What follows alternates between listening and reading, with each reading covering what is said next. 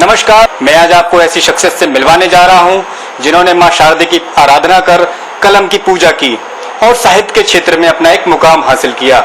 जी हां, ये साहित्यकार हैं सीमा असीम। आपको साहित्य में लिखने की प्रेरणा कहां से मिली और कैसे मिली? हाँ, अच्छा सवाल है। एक्चुअली मैं जब छोटी थी तभी से मुझे ये प्रेरणा मिल रही थी, मतलब मेरे अंदर से आता था लिखने का। और मैं मुझे पढ़ने को इतनी सारी चीजें मिली थी उस समय, इतना पढ़ने को मिला था। उसी समय मेरी नींव डल गई थी लिखने की। और जब मैं पढ़ती थी तभी मेरे मन में आता था कि मैं भी बड़े जब हो जाऊंगी तो मैं लिखूंगी और लेखिका ही बनूंगी, हर हाल में मुझे लेखिका बनना है। और यही सब मेरे मन में रहता था, तभी से मेरे नींव पड़ गई थी लिखने की। और मैंने शुरुआत भी उसी समय की थी, बट मैं उस समय लिखती तो थी लेकिन कभी कहीं भेजा नहीं था, बस लिख के और छोड़ दिया, पेज लिखा और छोड़ देती थी। लेकिन हाँ, मैं लिखती थी, बचपन से लिखना शुरू कर दिया। और आपने कई चीजों को लिखा है, काफी किताबें भी लिखी हैं, तो आपके लेखन में किस प्रकार की विधा देखने को मिलती है और किस प्रकार का आपका लेखन रहता है, इसके बारे में थोड़ा सा हमारे दर्शकों को बताएं। हाँ, अभी पहले वैसे तो मैंने स्टार्ट जब किया लिखना तो बचपन से ही मेरी शुरुआत थी, लेकिन कभी भेजा नहीं, छपा नहीं। शादी हो गई, जब शादी के बाद में मैंने मैगजीन्स में कुछ भेजा, जैसे लेडीज मैगजीन होती हैं, महिलाओं के लिए जो पत्रिकाएं होती हैं, उनमें भेजा था। उसमें मेरी कुछ रचनाएं छपी।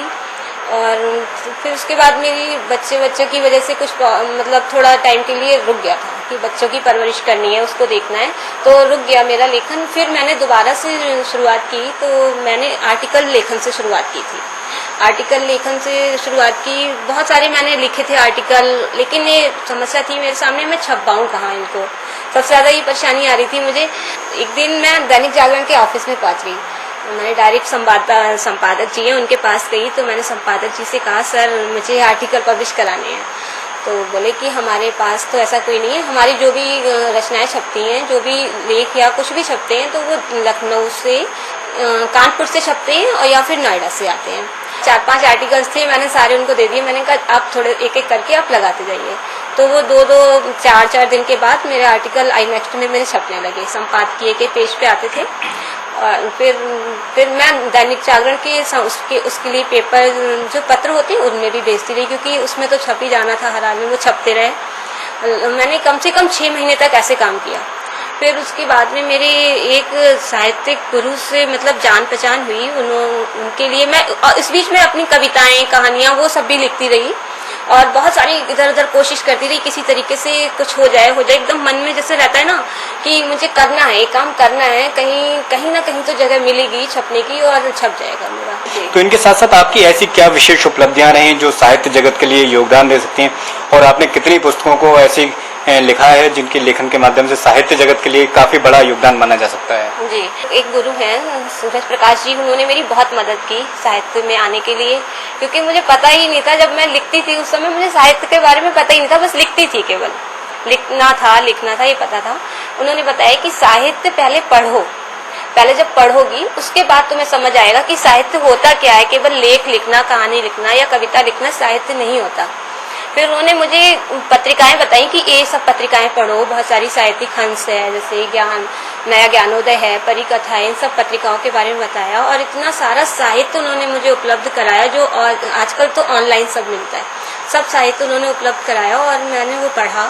फिर एक बार वो मुझसे बोले कि अपनी कुछ रचनाएं मुझे दो और मैं देखता हूँ। मैंने उनको सोचा मैं आर्टिकल या कहानी नहीं भेजती हूँ, इतने बड़े साहित्यकार हैं, शायद उनको अच्छी ना लगे।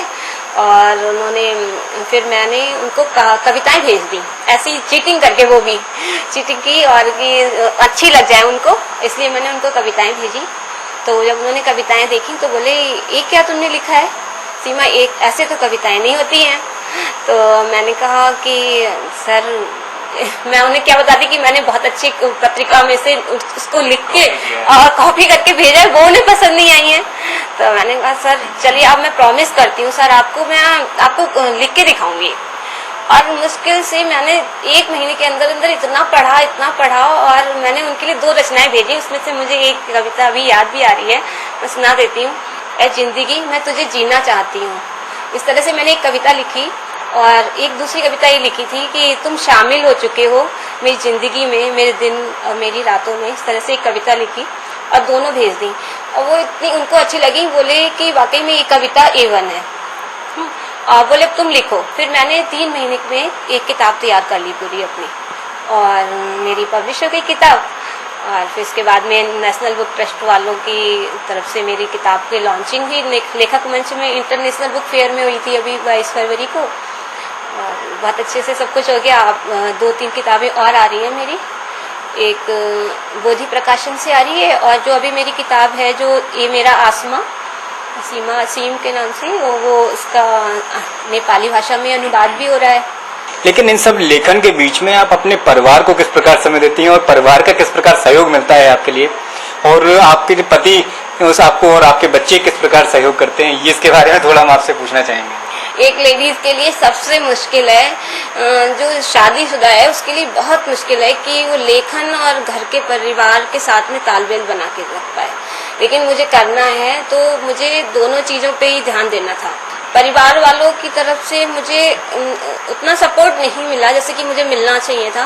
फिर भी मैं अपनी करती रही कि मैं अपना जो घर का काम होता था उसके साथ साथ मैंने किया, और रात को 2 या 3 बजे तक मैं काम करती थी। मैं कभी कभी तो मैं 2 घंटे सोती थी, 2 घंटे। अभी भी बड़ा जतन करना पड़ता है। हाँ, वही तो समय चुराना पड़ता, चुराया मैंने समय चुराया, और चुरा के समय को मैंने अपने आप को मैं अलग बना ली अभी, और चल रहा है अभी भी वही। मेरा अब आदत पड़ गई है, और किसी दिन ऐसा हो जाता है जब मैं नहीं कर पाती हूँ काम, तो मुझे लगता है अरे घबराहट होती है अंदर से कि ये रह गया।